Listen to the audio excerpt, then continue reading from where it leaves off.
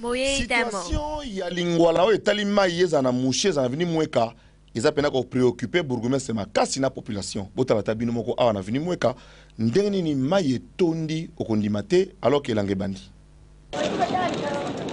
mai oyo bozali komona ezali rivière te ezali pe lac te kasi aveni mobimba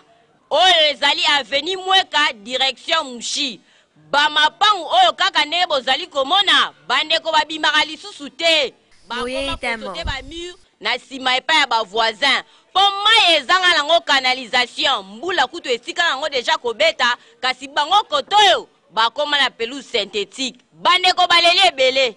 bino ma mikonzi ya mboka boza koloba nini mpo na mai awo na lingwala wa biso soko mona pe tokolala pongi te bangungi baleki bana bako malade biso moko malade boya kofungola de banzela wa mai eleka boya kofungola nzela mosi ese baby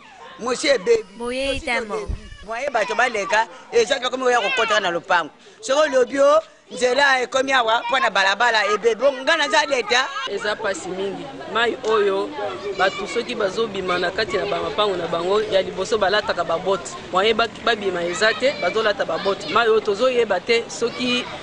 solution ekouta na bato ou bien na ba député ou bien na ba chef de quartier oyo tobotaki mais eza pasi po ete population ya mweka moyen babima lisusu eza solution tozosenga ke tozali na ba chef de quartier tozali na ba député oyo tobotaki esengeli quand même bayaka na base eza peuple azosouffrir mpona koyaka même koluka solution ne bakoki kosala na kati na mweka oyo puisque moyen ezali te bangungi ezali awa tifoide ezali awa ezoboma bato butu moyo